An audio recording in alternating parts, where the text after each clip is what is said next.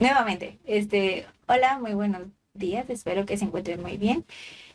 Ya estamos en la última semana. El último tema sería el poder, que es el tema principal de esta semana. Sobre todo el poder y el comportamiento político. No nos vamos a entrar mucho en lo que es la política, pero sí más que nada el comportamiento dentro del poder, que son los procesos naturales de cualquier grupo u organizaciones.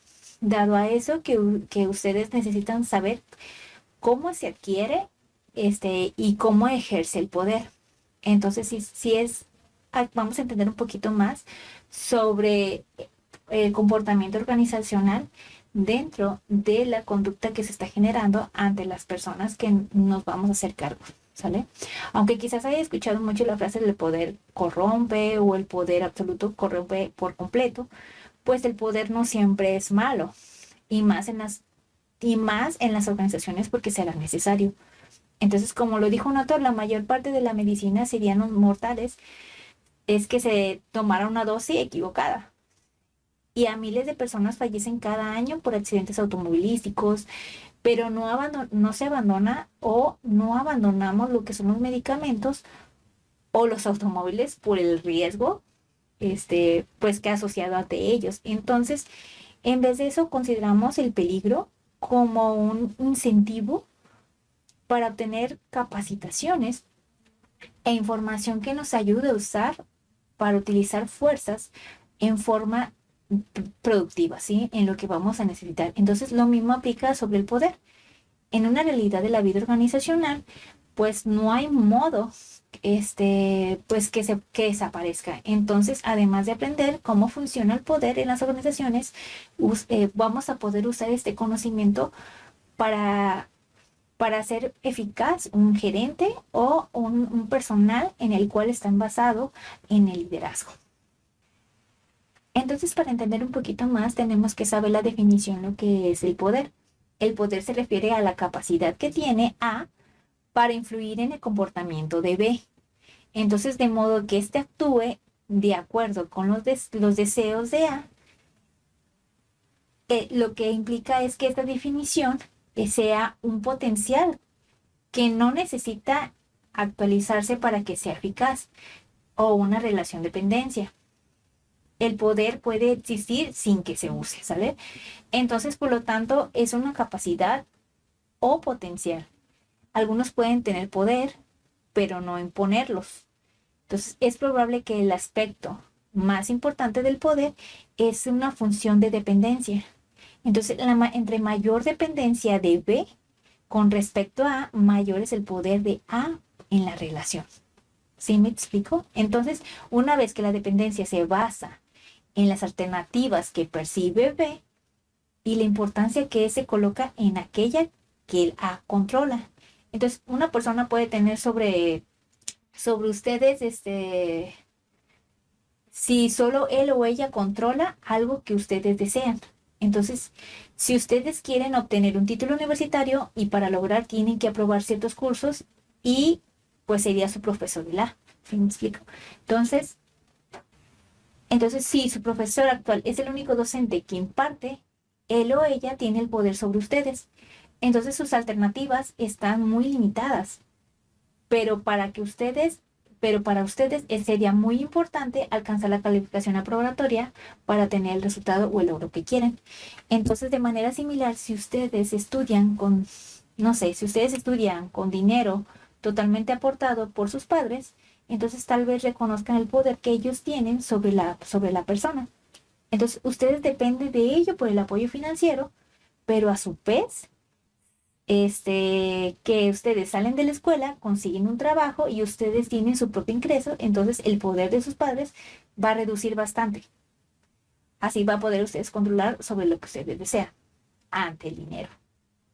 Entonces, ojo, haciendo comparación, vemos acerca del concepto de poder y el concepto anterior de las semanas anteriores, del liderazgo, de cómo es un líder, de cuáles son los objetivos del líder. Entonces, haciendo esta comparación, los líderes usan el poder como, como un medio de alcanzar las metas grupales. Entonces, los líderes logran metas y el poder será un medio para facilitar su logro. Entonces, ¿de dónde viene el poder? ¿Qué es lo que influencia a un individuo o a un grupo sobre ello?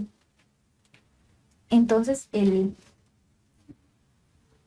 si respondemos estas preguntas y al dividir las bases y las fuentes del poder, lo dividimos en dos grupos generales, que es el formal y personal, pero para luego se desglosa para cada una categoría para que sea más específica. Entonces, dentro del poder formal, nosotros manejamos, se basa en la posición que tiene un individuo en una organización. El poder formal proviene de la capacidad de obligar o recompensar lo que de la autoridad formal. Entonces, dentro del poder formal se generan estos cinco grupos de poder en el cual van a ser un poco más específicas para poder definir de qué va a depender y cuál va a ser su objetivo. Entonces, el primero, el primer poder, el primer poder, el primer poder coercitivo depende del miedo. Una persona reacciona a este poder por medio del miedo a los resultados negativos que pueden ocurrir si falla en su cumplimiento. Entonces se basa en la aplicación, la amenaza de la aplicación, en la sanción física, no sé, una generación de frustración a través de la restricción de los movimientos que va a generar o el control de fuerzas de la necesidad fisiológica o de seguridad. Entonces, hablamos, poder de coerción, dependencia al medio, dependiente del miedo.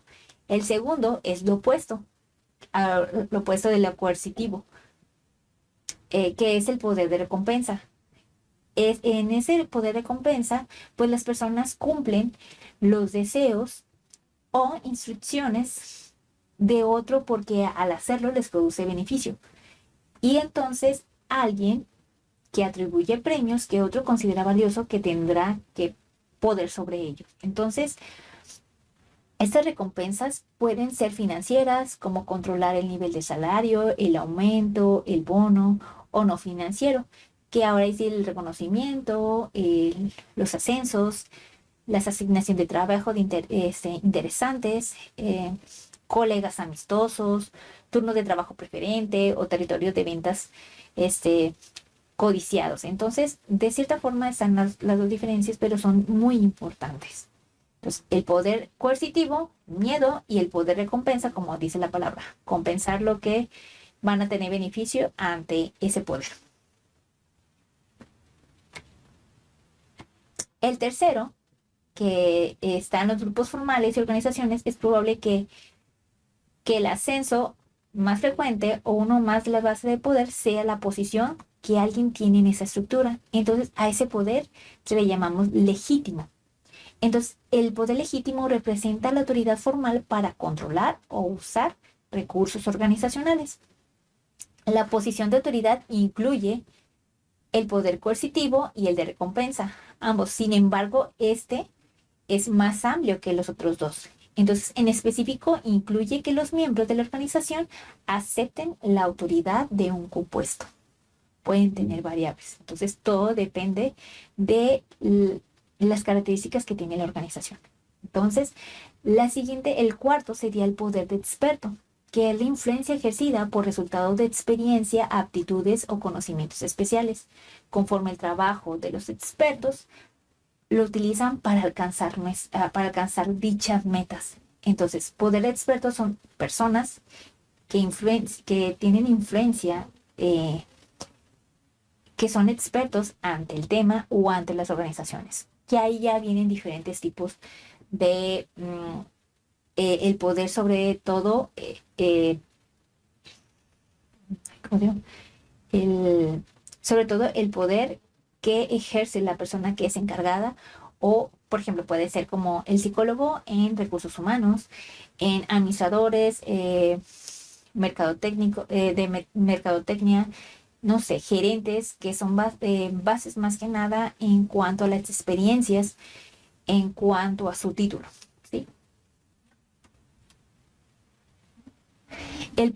Y el último, que es el quinto, es el poder referente, que se basa en la identificación de una persona que tiene los recursos o características personales deseables. Entonces, si ustedes, no sé, simpatizan, son respetuosos o son las personas que admiran, entonces ustedes pueden ejercer el poder sobre otra persona que quiere ser agradable. Entonces, el poder referente se desarrolla por la admiración de otros y el deseo de ser como esa persona. Ejemplo, no sé si están en un lugar, en una empresa o están en una organización, no sé, en un lugar laboral o simplemente educativo, el poder de referencia de que admiren a una persona, el poder que es agradable a la persona, ustedes van a desear también ser como ellos. Entonces, ¿qué van a hacer? Ellos van a poder tener control sobre ustedes mismos. ¿De qué? De, no sé, un docente que pueda agradarle o que una persona, sí, el mismo docente que diga, admiro a esta persona, el mismo docente los va guiando y con mucha facilidad va a tener el poder sin darse cuenta. Y si les atribuye conocimiento, pues más.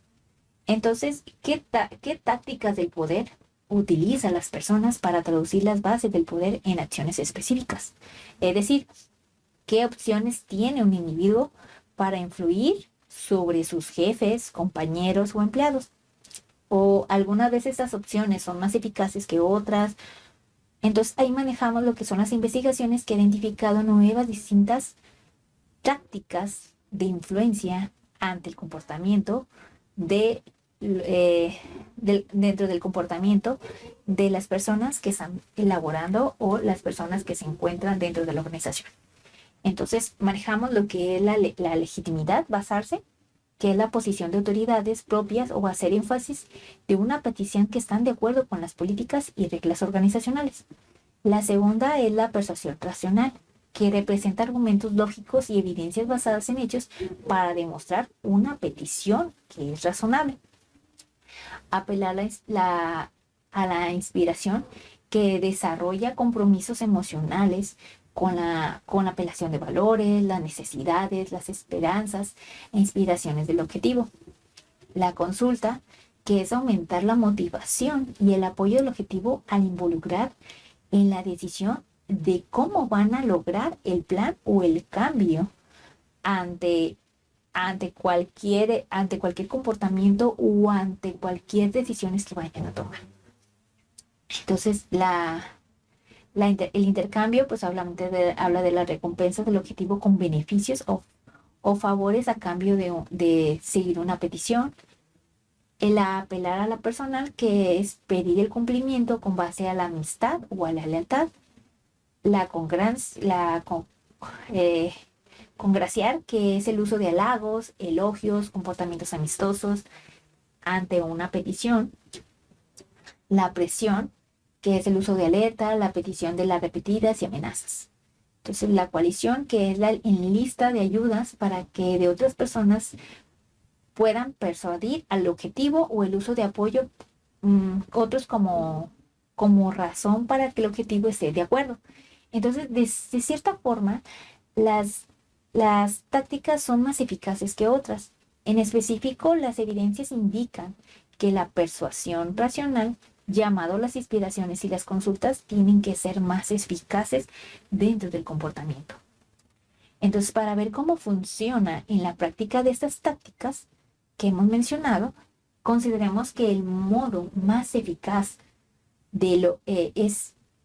es para lograr un aumento, que se puede comenzar desde la persuasión racional, que eso significa hacer la tarea, pensar con cuidado en la mejor manera de presentar el caso e imaginar cómo se compara su pago con el de su compañero, es un ejemplo, o concretar una oferta de trabajo o una competencia, o presentar resultados objetivos que demuestre su rendición. Entonces ahí va a notar la diferencia. Entonces,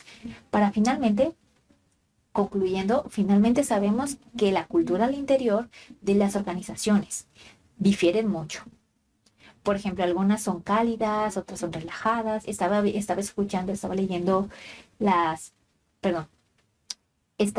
algunos temas, y sobre todo ejemplos que me mandaban de que dentro de la misma organización o dentro de la misma empresa donde están laborando, se manejan como un jefe relajado, una persona, un líder relajado, cálido, que de cierta forma empatizan. Entonces, sobre todo el apoyo, leí también un,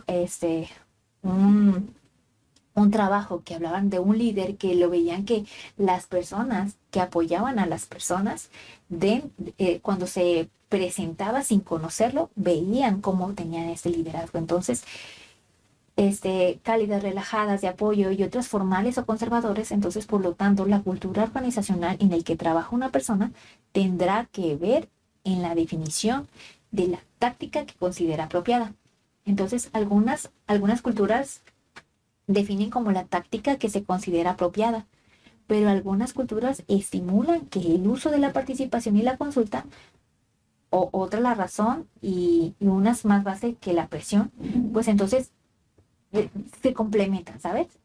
Toman eso, ese me conviene, le va a utilizar mejor, de la mejor manera. Entonces, esas organizaciones en sí influenciarán en el subconjunto de las tácticas del poder que se considera aceptar para llegar al comportamiento y a una meta.